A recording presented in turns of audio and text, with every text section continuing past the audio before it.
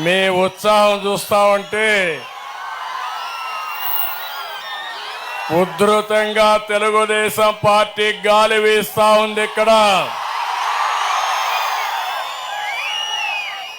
నేను చాలా మీటింగులు చూశాను కానీ ఇంత స్పందన మాట్లాడక మునిపే మీరందరూ ఆకాశంలోకి ఎగురుతున్నారు. దీన్ని బట్టి చూస్తే మీరందరూ నిర్ణయించుకున్నారు, గెలిసేది మిత్రపక్షాల అభ్యర్థులే.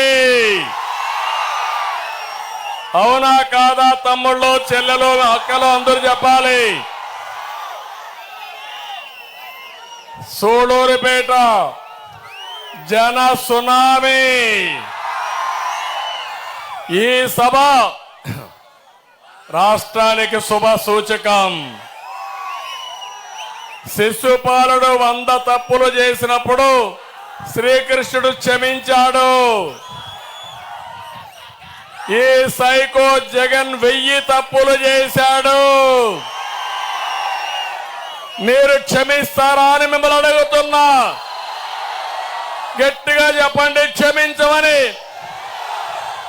తెలుగుదేశం జనస్తూ చెప్పాలి గట్టిగా. మీరందరూ నమ్మి ఓటేశారు. మీ అందరి గొంతు కోసాడు నమ్మించి. అవునా కాదా అని మిమ్మల్ని అడుగుతున్నా. ఇది ఒక ఎస్సీ కాన్స్టిట్యున్సీ. షెడ్యూల్ కులాలు ఎక్కువగా ఉంటారు. నేను అడుగుతున్నా, ఈరోజు నేను వస్తా ఉంటే ఎక్కడ చూసినా పేద పిల్లలు తెలుగుదేశం పార్టీ జెండా పట్టుకుని చంద్రన్న మేము మీకు అండగా ఉంటాం, మా భవిష్యత్తు కాపాడమని ఆ పిల్లలు నాకు సంఘీభావాన్ని తెలియజేశారు. దీనికంటే నా జీవితంలో ఏమీ కోరుకోను. అందుకే ఈ సభలో మీ అందరికీ హామీ ఇస్తున్నా, పేదవాడ పక్షానే ఉంటా, పేదవాడితోనే ఉంటా. పేదరిక నిర్మూలన జరిగే వరకు రాత్రి మగుళ్ళలో పనిచేస్తారని మీ అందరికీ హామీ ఇస్తున్నా. ఒక్క ఛాన్స్ అన్నాడు. మీ దగ్గరకు వచ్చాడు 19లో, తల మీద చెయ్యి పెట్టి నిమిరాడు లేదా, బుగ్గలు సవరించాడు, ముద్దులు పెట్టాడా లేదా? మా తమ్ముడు అంటున్నప్పుడు గొంతులు కోసాడు. గుద్దులే గుద్దులు, పిడి గుద్దులు. అవునా కాదా? ఇక్కడుండేవాళ్ళు నేను అడుగుతున్నా, ఇక్కడుండేవాళ్ళు ఎవరైనా సరే మీ జీవితాల్లో మార్పు వచ్చిందా అని అడుగుతున్నా. వచ్చిందా తమ్ముడు? లాస్ట్ లో ఉండేవాళ్ళు ఏమమ్మా మీ జీవితాల్లో మార్పు వచ్చిందా? ఏం తమ్ముడు మీరు? ఏమమ్మా మీరు? 5 ఏళ్లు పరిపాలించాడు, ఎవరికి న్యాయం జరగల. అందుకే మీ అందరిలో ఒక బాధ, ఒక ఆవేదన, ఒక ఆక్రందన, ఒక ఆవేశం కనపడుస్తా ఉంది. ఎక్కడికి వెళ్ళినా రైతుల వెల చూస్తున్నా, ఉద్యోగం లేని మా తమ్ముళ్ళ బాధలు చూస్తున్నా. యువత అయితే ఎంత కోపంగా ఉన్నారంటే ఫ్యాన్ ని చిత్తుగా ముక్కలు చేసి డస్ట్బిన్ లో పారేయడానికి మా యువత సిద్ధం. బాధుడే బాధుడు. మా ఆడబిడ్డలున్నారు. ఏమమ్మా ఏమన్నా కొనే పరిస్థితిలో ఉన్నారా అని మిమ్మల్ని అడుగుతున్నా. అన్ని ధరలు పెరిగాయా లేదా? నిత్యావసర ధరలు పెరిగాయా లేదా? ఏమమ్మా కరెంట్ ఛార్జ్ అన్ని పెరిగిపోయినాయి. మీకు ఇచ్చేది 10 రూపాయలు, దోచేది ఎంత అని అడుగుతున్నా మిమ్మల్ని. 100 రూపాయలు. అవునా కాదా? అవును అంటే చేపైకెత్తన అందరూ. అంటే ప్రజల్ని అమాయకులు అనుకున్నాడు, ప్రజలందరినీ గొర్రెలు అనుకున్నాడు, లేకపోతే కోళ్ళు అనుకున్నాడు. బాగా తిండి పెట్టుకో తినడానికి. దుర్మార్గమైన ముఖ్యమంత్రి, ప్రజాస్వామ్యానికి పనికిరాని వ్యక్తి, అబద్ధాలు చెప్పడంలో దిట్ట, ఒక అహంకారి, విధ్వంసం చేసే వ్యక్తి, మొత్తం రాష్ట్రాన్ని దోచుకోవాలని ఆలోచన తప్ప ఈ పేదవాళ్ళకు సహాయం చేయాలన్న ఆలోచన ఏ కోసాన లేదు. అదే నా బాధ. అందుకే నేను మిమ్మల్ని అందరినీ ఒకటే కోరుతున్నా, ఈ తిరుపతిలో ఈ పార్లమెంట్లో సూడూరుపేట ఎమ్మెల్యేగా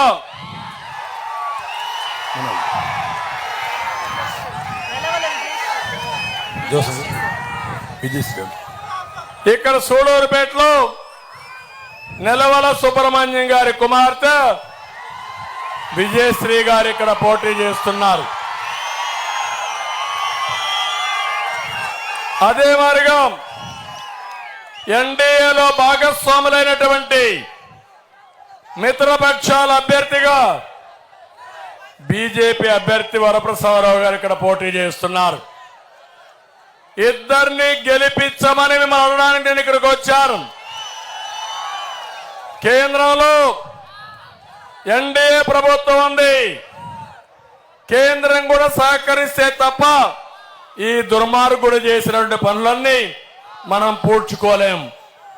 అందుకే నేను ఒకే విషయం అడుగుతున్నా, ఇద్దరు అభ్యర్థుల్ని గెలిపిస్తామని గట్టిగా చప్పట్లు కొట్టి మీ హర్షాన్ని ఆమోదాన్ని తెలియజేయండి. తమ్ముళ్ళు, నేను అభ్యర్థుల ఎంపిక కూడా మీ అందరికి చెప్తాను. మిమ్మల్ని అడిగానా లేదా?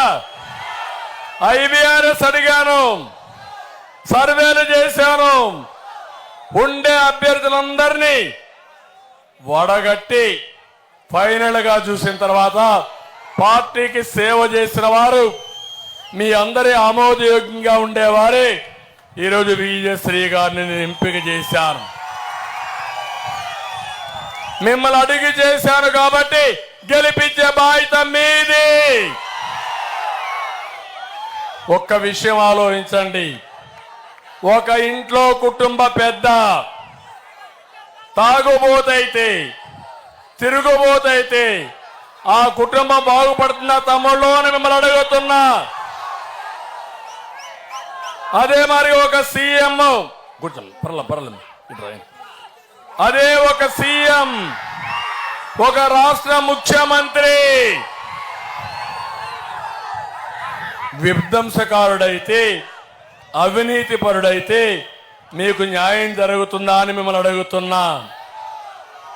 అదే ఈ రాష్ట్రంలో జరిగింది. అన్ని వర్గాలు దెబ్బతిన్నాయి, అన్ని కులాలు దెబ్బతిన్నాయి, అన్ని మతస్థులు దెబ్బతిన్నారు.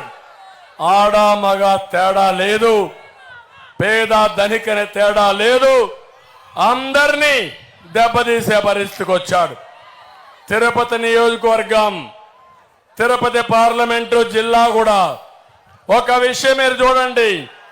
నేను ఒకటే కలగన్నాను, ఇక్కడుండే పిల్లలు వేరే ప్రాంతానికి పోకుండా వేరే ప్రాంతం నుంచి పిల్లలు వచ్చి ఇక్కడ ఉద్యోగాలు చేయాలనేది నా సంకల్పం. ఎందుకని మీకు ఆలోచన రావచ్చు. తిరుపతి నియోజకవర్గాన్ని మీరు చూస్తే ఈ పార్లమెంట్ ని ఈరోజు తిరుపతి ఒక పక్క, నెల్లూరు ఇంకో పక్క, చెన్నై ఇంకో పక్క, అంటే 3 సిటీలు ఉన్నాయి, అంటే 2 ఎయిర్పోర్ట్లు ఉన్నాయి. అదే మరి నెల్లూరులో ఇంకొక ఎయిర్పోర్ట్ కట్టుకుంటే 3 నగరాల్లో 3 ఎయిర్పోర్ట్లు వస్తాయి. అదే సమయంలో 2 పోర్ట్లు ఉన్నాయి. అదే సమయంలో ఇక్కడ శ్రీ సిటీ ఉంది. తిరుపతిలో బ్రహ్మాండంగా అభివృద్ధి చేస్తే ముందుకు పోతామనే ఉద్దేశంతో ఎలక్ట్రానిక్ హబ్గా నేను తయారు చేయడానికి ముందుకు పోయాను. మీరు ఒక విషయం గుర్తుపెట్టుకోండి, పేద పిల్లల్ని బాగా చదివిస్తే ప్రపంచాన్ని శాసించే పరిస్థితి మన పిల్లలకు ఉంది. ఇప్పటికే అది నిరూపించాం. అందుకే ప్రపంచంలో ఉండే అన్ని కంపెనీలు తెచ్చాను. TCL, hero Motors, Zoho, Celkon, carbon, Dixon, ఇలాంటి అన్ని కంపెనీలు తీసుకొచ్చాను. ఒకటే నా ఆలోచన, ఈ పిల్లలకు ఉద్యోగాలు ఇస్తే కష్టపడిన తల్లిదండ్రులకి ఆ పిల్లల ద్వారా లాభం పొందుతుంది. మీ పిల్లలు బాగా సెటిల్ అయితే మీకు ఏ ఇబ్బందులు రావని చేశారు. అదే మరిగా శ్రీ సిటీ ఇక్కడ కూడా పెద్ద ఎత్తున ఇండస్ట్రీస్ వస్తే మీరందరూ బాగుపడతారని నేను ముందుకు పోతే ఈరోజు జగన్మోహన్ రెడ్డి ఏం చేశాడో ఒక్కసారి ఆలోచించండి. తిరుపతిలో అమర్ రాజా బ్యాటరీస్ దాన్ని తరివేసే పరిస్థితికి వచ్చాడు. నేను ఒకే మాట చెప్తున్నా, నన్ను చూస్తే పరిశ్రమలు వస్తాయి. తమ్ముళ్ళు జాబు రావాలంటే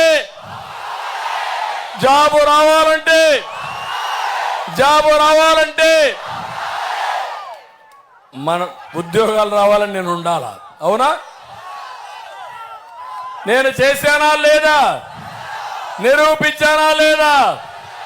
మన బ్రాండ్ చూస్తే కియా మోటార్స్ వస్తుంది, హీరో మోటార్స్ వస్తుంది, టీసీఎల్ వస్తుంది. జగన్మోహన్ రెడ్డి బ్రాండ్ చూస్తే బూమ్ బూమ్ వస్తుంది.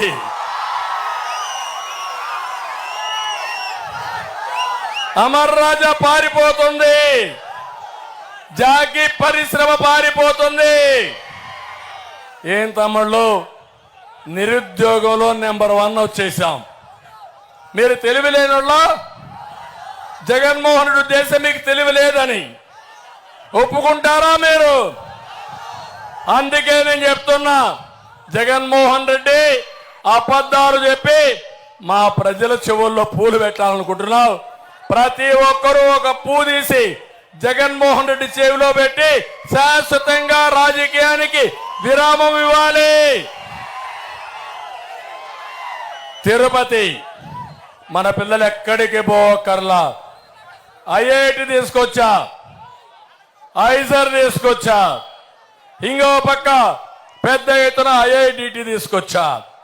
ఇవన్నీ వస్తే సూళూరుపేట నుంచి కూడా చెన్నైకి పోకుండా నేరుగా తిరుపతికి వెళ్ళి ఈ నియోజకవర్గంలో అందరికీ వస్తువులు రావాలని చేశాను. ఇలాంటి ఓటు కాదు, అనేక పనులు నేను చేశాను. ఇప్పుడు ఏం చేస్తున్నాడు ఈ జగన్మోహన్ రెడ్డి అంటే, ఎర్ర చందనం స్మగ్లింగ్ చేసేవాడికి ఎమ్మెల్యే సీటు, దోపిడీ చేసేవాడికి ఎంపీ సీటు, లూటీ చేసేవాడికి గుర్తింపించే పరిస్థితికి వచ్చాడు.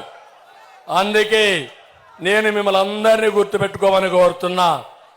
ఉద్యోగాల కోసం నేను ఆలోచించా, ఇష్టానుసారంగా చేశాడు. నిన్న ఒక మాట అన్నాడు, యువత మీరు గుర్తుపెట్టుకోండి. ఎన్నికల ముందు ఏం చెప్పాడు? జాబ్ క్యాలెండర్ చెప్పాడా లేదా? మీకు చెప్పాడా? ఇచ్చాడా? మెగా డిఎస్సి చెప్పాడా? ఇచ్చాడా? ఇప్పటికి నిన్న అన్నాడు, నన్ను మీరేం చేశారని అడిగాడు. నేను చెప్తున్నా, జగన్మోహన్ రెడ్డి, సైకో జగన్మోహన్ రెడ్డి, నీకు తెలియదు. నువ్వు బచ్చాగా ఉన్నప్పుడు గోళీలు ఆడుకుంటా ఉన్నప్పుడు నేను ముఖ్యమంత్రి అయ్యా. మీ నాన్న కంటే ముందే నేను ముఖ్యమంత్రి అయ్యా. ఒకసారి చరిత్ర తిరగరాయి. సమైక్య ఆంధ్రప్రదేశ్ లో కానీ ఈ రాష్ట్రంలో కానీ ఏదైనా అభివృద్ధి అయిందంటే అది తెలుగుదేశం హయాంలో అవునా కాదా అని మిమ్మల్ని అడుగుతున్నా. 14 సంవత్సరాల ముఖ్యమంత్రిగా ఉంటే 8 సార్లు డిఎస్సీ పెట్టాను. మన నాయకుడు నందమూరి తారక రామారావు గారు 3 సార్లు పెట్టాడు. తెలుగుదేశం హయాంలో 11 సార్లు డిఎస్సీలు పెట్టాం. నేను అడుగుతున్నా, నువ్వు 5 ఏళ్ళు ఉన్నావు దిక్కుమాలోడివి, ఎన్నిసార్లు డిఎస్సీలు పెట్టాడు తమ్ముళ్ళు? మళ్ళా ఊరూరు తిరిగి మా తమ్ముడు చెప్తున్నాడు, గుండు 0. ఎవరికైనా ఒక్కరికి ఉద్యోగాలు వచ్చాయా? 5 ఏళ్లు పరిపాలించిన వ్యక్తి నేను ఇది చేశానని చెప్పాలా లేదా? చేశాడు. ఏం చేశాడంటే వాలంటీర్ వ్యవస్థ పెట్టి 5,000 జీతం. నేను చెప్తున్నా, వాలంటీర్స్ అందరినీ కోరుతున్నా, మీరు ఎంఏ పాస్ అయ్యారు, బీటెక్ పాస్ అయ్యారు, జగన్మోహన్ రెడ్డి ట్రాప్ లో పడద్దండి. మీరు నిర్మోహమాటంగా ఉండండి. మీ అందరికి హామీ ఇస్తున్నా, మీ వ్యవస్థను నేను తీసేయనని మరొకసారి అందరికి హామీ ఇస్తున్నా. కొంతమంది అధికారులు ఒత్తిడి తీసుకొస్తున్నారు, నువ్వు ఉద్యోగం రాజీనామా చేయి, పార్టీలో వైఎస్ఆర్ కాంగ్రెస్ పార్టీలో పనిచేయి, మళ్ళా మేము వస్తానే ఇస్తామని. వీళ్ళు వచ్చేది లేదు, సచ్చేది లేదు, ఇచ్చేది లేదు. అందుకే నేను వాలంటీర్లు కోరుతున్నా, మీరు తటస్థంగా ఉండండి, ప్రజలకు అందుబాటులో ఉండండి. మీకు న్యాయం చేసే బాధ్యత నేను తీసుకుంటా. ఉద్యోగం అంతా కూడా ఉంటాయి.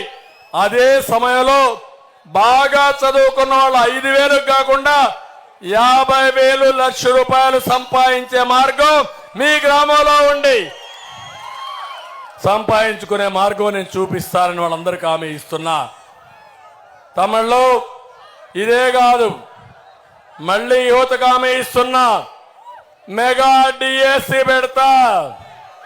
మొదటి సంతకం మా పిల్లల మీదనే పెడతా.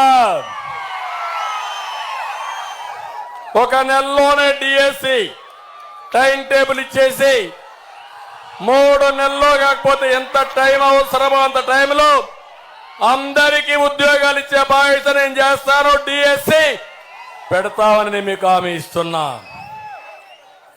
ఎప్పుడు కూడా మీరు ఒక్కసారి ఇవన్నీ చూస్తే, ఈరోజు వైఎస్ఆర్ కాంగ్రెస్ పార్టీని ఒక్కసారి చూడండి. ఏ పని చేసినా ఒక స్కీమ్ అంటే అందులో పెద్ద స్కామ్ ఉంటుంది. అవునా కాదా? మీరు చూడండి, మద్యం అన్నాడు, మద్యపాన నిషేధం అన్నాడు. ఏం తమిళలో మద్యపాన నిషేధం చేశాడా? ఇక్కడ కూడా మందు బాబులు ఉంటారు, క్వార్టర్ బాటిల్ తెచ్చుకుంటారు. ఇక్కడ కూడా నాకు చూపించడానికి నేను అడుగుతున్నా, 60 రూపాయల మద్యం ఎంత రేటు? ఇప్పుడు ఎంత రేటు? 200 అవునా కాదా? మా తమ్ముడు రెడీగా తెచ్చుకున్నాడు. అంటే మీరందరూ ఒక విషయం గుర్తుపెట్టుకోవాలి, రోజంతా కష్టపడతారు, సాయంత్రం ఒక పెగ్గేసుకొని పడుకోవాలనుకుంటారు. మీ బలహీనత అర్థమైపోయింది జగన్మోహన్ రెడ్డికి. జలగమారిగా మీ రక్తాన్ని తాగడానికి కంకణం కట్టుకున్నాడు. ఆ పనే ఈరోజు చేస్తున్నాడు. అది కూడా నాసి రకం జే బ్రాండ్లు. బూమ్ బూమ్, ప్రెసిడెంట్, సూడూరుపేట వాళ్ళందరూ తెలివైన వాళ్ళు. తమిళనాడులో చౌకగా వస్తుంది, దీనికంటే మంచిగా మీ మోటార్ బైక్ లో పోయి మోటార్ బైక్ ఫుల్ ట్యాంక్ వేసుకుని మీ ట్యాంక్ కూడా ఫిలప్ చేసుకొని మళ్ళా ఇక్కడికి వస్తున్నారు మీరు. అవునా కాదా? అంటే ఈ ముఖ్యమంత్రికి ఇంగిత జ్ఞానం ఉంటే ఈ పని చేస్తాడా అని మిమ్మల్ని అడుగుతున్నా. ఇక్కడ ఉండే బ్రాండ్లు తమిళనాడులో ఉన్నాయా? తమిళనాడులో ఉండే బ్రాండ్లు ప్రపంచం అంతా ఉన్నాయా? ఇవి ఇక్కడ ఉన్నాయా? ఏంటి చిదంబరం రహస్యం? తమిళనాడుకు పోతే, షాపుకు పోతే ఆన్లైన్ పేమెంట్ ఇవ్వచ్చు. అవునా కాదా? గూగుల్ పే పనిచేస్తుంది. చిల్లర కావాలి, చిల్లర కొట్టు పెట్టుకొని జగన్మోహన్ రెడ్డి మీ డబ్బుల్ని దోచేస్తున్నాడని చెప్పి కూడా నేను మీకు తెలియజేస్తున్నా. నేను అడుగుతున్నా, మీ కోపం రాలేదా తమ్ముళ్ళు అని అడుగుతున్నా. ఒక పక్క మీ ఆరోగ్యం పోయింది, ఇంకొక పక్క మీ జోబులు గుల్లైపోయినాయి, ఆడబిడ్డల మంగళసూత్రాలు తెగిపోయే పరిస్థితి వచ్చింది. అయినా మీ మీద కనికరం లేదు ఈ ముఖ్యమంత్రికి. అందుకే సాగనంపమంటున్నా. నేను ఒకటి హామీ ఇస్తున్నా, మళ్ళీ నాణ్యమైన మద్యం అన్ని రాష్ట్రాల్లో ఉండే పాలసీ తీసుకొస్తా, మీ ఆరోగ్యాన్ని కాపాడుతా, రేట్లు కూడా నియంత్రణ చేస్తామని చెప్పి నేను మీ అందరికీ తెలియజేసుకుంటున్నా. రెండోది, ఉచిత ఇసుక అన్నాడు. దొరుకుతా తమ్ముళ్ళు? ఇసుక దొరుకుతా ఉందా? దొరకతా ఉందని అడుగుతున్నా. ఇసుకే బంగారం అయిపోయింది. కేజీలు చొప్పున తూకం వేసుకునే పరిస్థితికి వచ్చాం. ఎవరి కారణం దీనికి? ఒకప్పుడు 1000 రూపాయలకు వచ్చే ట్రాక్టరీలో ఎంత అని అడుగుతున్నా మిమ్మల్ని. 5000 అవునా కాదా? బాధ లేదా మీకు? బాధ లేదా? పూర్తిగా భవన నిర్మాణ కార్మికులు 40 లక్షల మంది జీవనోపాధి లేకుండా, పని లేకుండా అవస్థపడే పరిస్థితి వచ్చారు. ఉచిత ఇసుక అనేది ఒక స్కామ్. కొన్ని వేల కోట్ల రూపాయల దోపిడీకి శ్రీకారం చుట్టాడు ఈ ముఖ్యమంత్రిని. మళ్ళీ హామీ ఇస్తున్నా, తెలుగుదేశం వస్తానే ఉచిత ఇసుక తీసుకొస్తాం, దీన్ని కట్టడి చేస్తాం. ఇంకో పక్కన తమ్ముళ్ళు ఎంత దుర్మార్గుడు అంటే సిమెంట్ రోడ్లు పెంచారు. ఆయనకు భారతీయ సిమెంట్ ఉంది, దాని రేట్లు పెంచేశాడు. స్టీల్ రేట్లు పెరిగిపోయినాయి. నష్టపోయేది మనము, దోపిడీ చేసేది ముఖ్యమంత్రి. ఇంకో పక్క ఒక్కసారి మీరు చూడండి, పేదలకు సెంటు భూమి అన్నాడు. నేను 2 సెంట్ల భూమి ఇచ్చాను ప్రతి ఒక్క పేదవాళ్ళకి. ఇప్పుడుండే కాలనీలు ఏది రద్దు చేయను. ఈ ముఖ్యమంత్రి చెప్తున్నాను, నేనేదో కాలనీలన్నీ రద్దు చేస్తానని. ఏ కాలనీ కూడా రద్దు చేయను. అక్కడే వాళ్ళకి ఇండ్లు కట్టిస్తా. మిగిలిన మీ అందరికి హామీ ఇస్తున్నా, లేని వాళ్ళందరికీ 2 సెంట్లు భూమి ఇచ్చి ఇల్లు కట్టించే బాధ్యత నాది.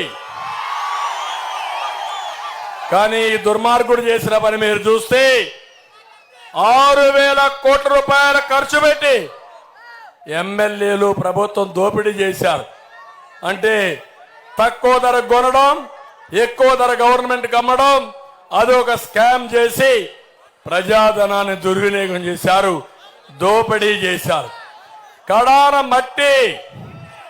మట్టి కూడా, గ్రావెల్ కూడా దోచేస్తున్నారు. కొండలు కరిగిపోతున్నాయి.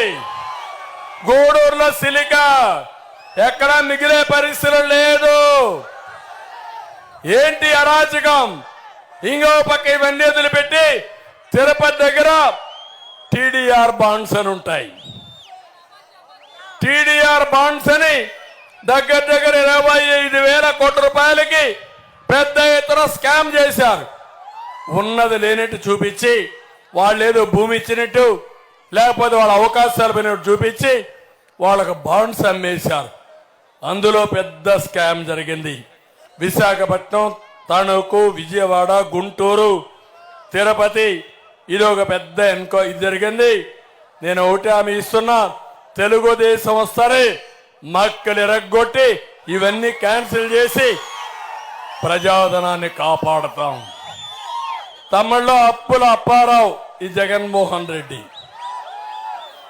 నేను ఒక మాట చెప్తున్నా మీ అందరికీ, అప్పు తెస్తే ఎవరు కట్టాలి? ఎవరు కట్టాలి? జగన్మోహన్ రెడ్డి కడతాడా? రేపు ఓడిపోతే ఉంటాడా? ఇక్కడ లండన్కి పోతాడో ఎక్కడికి పోతాడో నాకైతే తెలియదు. ఇంకా ఎక్కడ ఉంటాడో కూడా తెలియదు. మా తమ్ముళ్ళు ఏదో చెప్తున్నారు, నేనేం చెప్పడం లేదు. ఇప్పుడే నేను ఒకటి అడుగుతున్నా మిమ్మల్ని, 13 లక్షల కోట్ల రూపాయలు అప్పు చేశావు. మన ఆదాయం కంటే వడ్డీ ఎక్కువ కట్టాలి. ఏం తమ్ముడు ఇది మంచిదా? ఈ రోజు నువ్వు ఎక్కువ అప్పు చేస్తే అప్పులోళ్ళు మీ ఇంటికి వచ్చి ఏం చేస్తారు? మీ ఆస్తులు జప్తు చేస్తారు, అవునా కాదా? బ్యాంకులు కట్టకపోతే ఆ పనే చేస్తారు కదా. అంటే ఇప్పుడు అన్ని అయిపోయినాయి. ఎంఆర్ఓ ఆఫీసుని తాకట్టు పెట్టాడు, కలెక్టర్ ఆఫీసుని పెట్టాడు, హాస్పిటల్ బిల్డింగ్ పెట్టాడు. ఇంకా మిగిలింది ఒకటి, మీ సొంత కొంప, మన భూమి తప్ప అన్ని అయిపోయినాయి. సిద్ధంగా ఉన్నారా మన ఇల్లు తాకట్టు పెట్టించుకోవడానికి? ఇలాంటి వ్యక్తి కావాలన్నా మీకు? ఇల్లు ఇవ్వడం కానీ, భూమి ఇవ్వడం కానీ మన ఆస్తులు తాకట్టు పెట్టడానికి సిద్ధంగా ఉన్నాడు.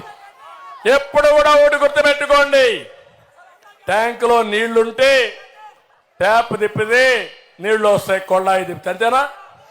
నీళ్లు లేకపోతే వస్తాయా? రావా? నీళ్లు లేకపోతే నీళ్లు రావు. లాస్ట్లో కొద్దిగా మురికి నీళ్లు వస్తాయి. మన బిందెలు కూడా మురికి చేసి ఆడికి ఆగిపోతాయి. అవునా కాదా? ఇలాంటి ముఖ్యమంత్రి అప్పులు చేసి కడాన మన మీద అప్పులు పెట్టి పారిపోయే పరిస్థితికి వచ్చాడు. అందుకే నేను ఒకటే చెప్తున్నా, సంపద సృష్టిస్తే సంక్షేమం చేయగలుగుతాం, ఆదాయం వస్తుంది. నా సిద్ధాంతం సంపద సృష్టించడానికి అభివృద్ధి చేస్తాను. వచ్చిన డబ్బులు మళ్ళీ మీ అభివృద్ధి కోసం సంక్షేమానికి ఖర్చు పెడతా. జగన్మోహన్ రెడ్డి చేసేది 10 రూపాయలు ఇస్తాడు, 100 రూపాయలు దోచుకుంటాడు. నేను చేయబోయేది 15 రూపాయలు ఇచ్చి లక్షల రూపాయలు సంపాదించే మార్గం నేను చూస్తా. నా ఆలోచన ఒకటి, డబ్బులు ఇవ్వడమే కాదు, పేదవాళ్ళని ఆదుకోవడానికి నేను అన్ని విధాలు ఆలోచిస్తానని మరొక్కసారి మీ అందరికీ హామీ ఇస్తున్నా.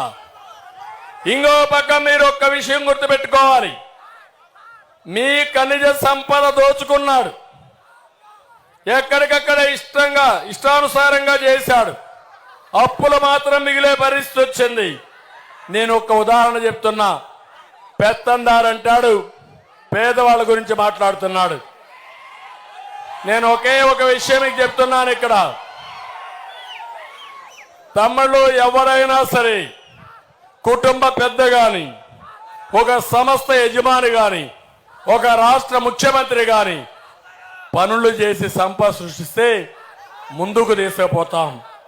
అసమర్థుడు వచ్చి లూటీ చేస్తే ఎన్నికకి వెళ్ళిపోతాం, కంపెనీ కూడా కూలిపోతుంది. మీరు ఒకటి గుర్తుపెట్టుకోండి, రిలయన్స్ ఉంది, రిలయన్స్ కి 2 బిడ్డలు, ముఖేష్ అంబానీ, అదే మరి ఇంకొకరెవరు, అనిల్ అంబానీ. మా పిల్లలకు బాగా తెలుసు.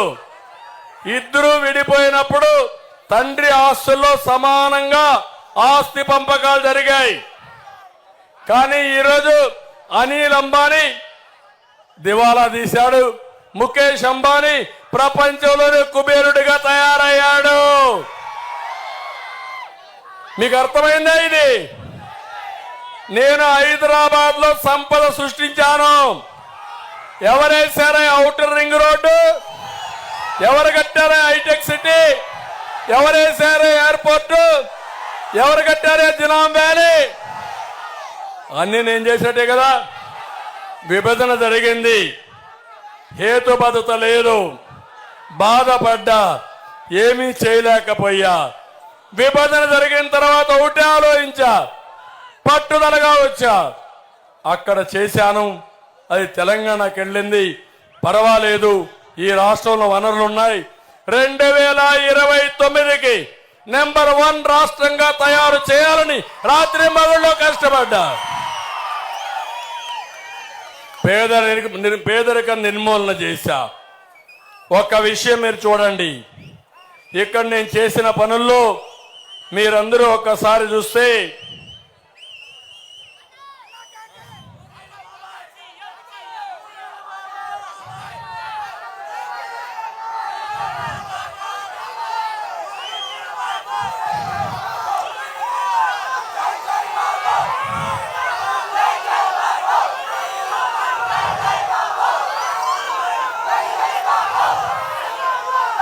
ఈరోజు తెలంగాణ కంటే మన తలసరి ఆదాయం బాగా తగ్గిపోయింది.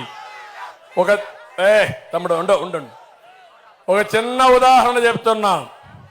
విడిపోయినప్పుడు అన్ని అక్కడే ఉన్నాయి కాబట్టి వాళ్ళకు మనకు తలసరి ఆదాయం వ్యత్యాసం 35%.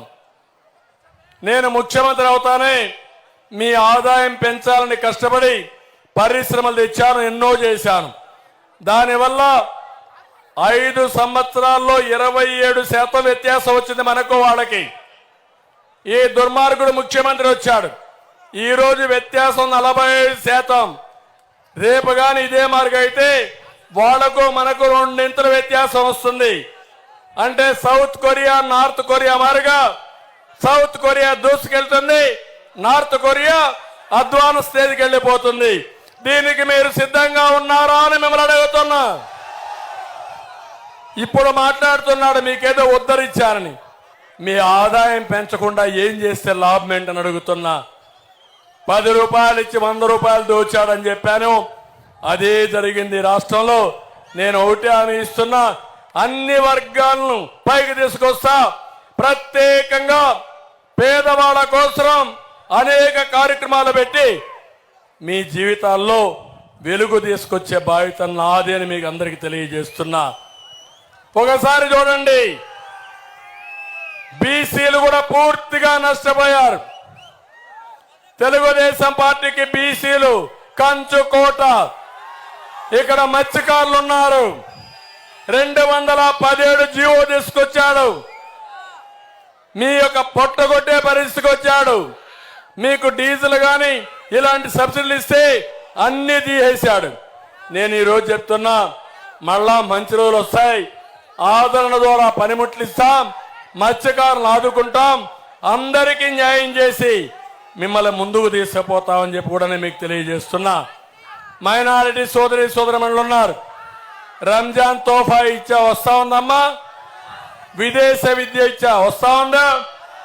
ఆడబిడ్డలకు పెళ్లిళ్లకు ఆర్థిక సహాయం చేసిన వస్తా ఉందా? ఏమీ రావడం లేదు. మళ్ళీ ఇవన్నీ పెడతా. మా తమ్ముడు అడిగాడు, అన్నా క్యాంటీన్. అన్నా క్యాంటీన్ ద్వారా పేదవాడికి కడుపు నిండా తిండి పెడితే సహించలేని అహంకారి, సహించలేని పెత్తందారి ఈ జగన్మోహన్ రెడ్డి. మళ్ళీ చెప్తున్నా, నేను వస్తానే అన్నా క్యాంటీన్లు పెడతాం, పేదవాళ్ళకు కడుపు నిండా తిండి పెడతాం. ఇది జరుగుతుంది. ఈ నియోజకవర్గంలో ఒక విషయం చెప్తున్నా, ఎక్కువ మంది ఎస్సీలు ఉన్నారు. అవునా కాదా? ఇక్కడ ఉన్నారా లేదా? ఉంటే చేలిపోయి చెప్పండి ఉన్నారని. నేను అడుగుతున్నా, మీరందరూ ఓట్లేస్త్రీ. పోయినసారి పెద్ద మెజార్టీతో వైఎస్ఆర్ కాంగ్రెస్ పార్టీని గెలిపిస్త్రీ. ఎవరికైనా మీకు లాభం జరిగిందా అని అడుగుతున్నా. ఏ కార్యక్రమం ఇచ్చినా అందరితో సమానంగా మీకు ఇచ్చారు తప్ప మీకు ప్రత్యేకంగా ఏమైనా కార్యక్రమం ఇచ్చారా? ₹1 ఇచ్చారా? నేను 27 దళితుల కోసం ప్రత్యేకంగా ఒక కార్యక్రమాలు తీసుకొచ్చాను. 27 పాలసీల్ని, సంక్షేమ పథకాలను రద్దు చేసిన దుర్మార్గుడు ఈ జగన్మోహన్ రెడ్డి. అంతేకాదు, బెస్ట్ అవైలబుల్ స్కూల్స్, ఎస్సీ పిల్లలు ఎక్కడ చదువుకోవాలంటే అక్కడ చదివించడానికి నేను ఆ రోజు అన్ని కాలేజీలు పంపించా. ఒక్క స్కూల్లో ఒక సీట్ ఇచ్చారా? ఇప్పుడు మీకు ఇచ్చారా అని అడుగుతున్నా. మీ పిల్లలు ఎక్కడన్నా చదువుతున్నారని అడుగుతున్నా. ఇతని అహంకారం ఎంతుందంటే, అంబేద్కర్ విదేశ విద్యా విధానాన్ని నేను ప్రవేశపెట్టాను. ఎస్సీ పిల్లలు చదువుకోవాలంటే ప్రపంచంలో ఏ యూనివర్సిటీ అయినా పోయి 15 లక్షలు 20 లక్షలు చదివించా. ఈరోజు అడుగుతున్నా, ఒక్కరికి ఇచ్చారా అని మిమ్మల్ని అడుగుతున్నా. అంబేద్కర్ గారి పేరు తీసి జగన్మోహన్ రెడ్డి పేరు పెట్టుకొని, అంటే అంబేద్కర్ కంటే గొప్పోడైనా.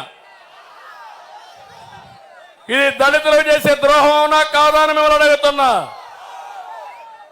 ఇంకొక పక్క ఈయన అహంభావం చూస్తే దళితులకి సర్వం వ్యతిరేకం చేసి ఎవరైనా మాట్లాడితే నోరబడకూడదు.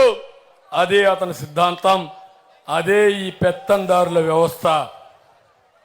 మీరు చూశారు, ఎవరైనా మాట్లాడితే గొంతునుల మీద నొక్కేసే పరిస్థితికి వచ్చాడు, లేకపోతే చంపేసే పరిస్థితికి వచ్చాడు. 5 ఏళ్లలో 6,000 మంది దళితుల పైన దాడులు జరిగాయి. ఎస్టీ అట్రాసిటీ యాక్ట్ ఉంది, ప్రత్యేక చట్టం ఉంది, సబ్ ప్లాన్ ఉంది. మా తమ్ముడు చెప్తున్నాడు, ఎవడైనా మాట్లాడితే గొడ్డలు వేటే.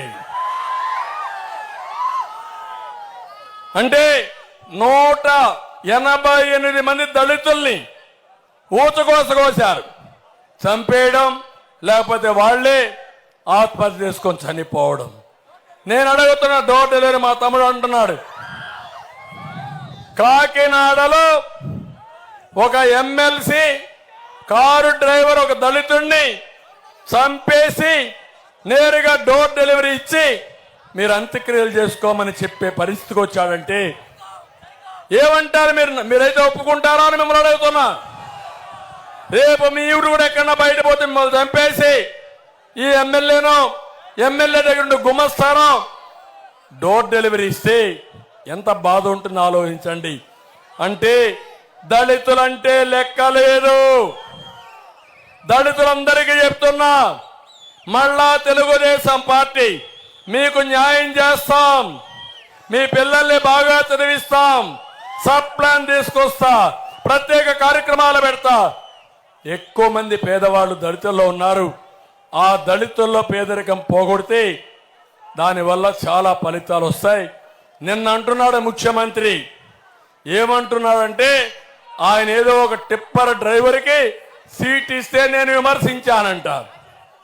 ఒకటే చెప్తున్నా, టిప్పర్ డ్రైవర్కి ఇస్తే నేను విమర్శించలా. దళితుల పైన కపట ప్రేమొద్దు.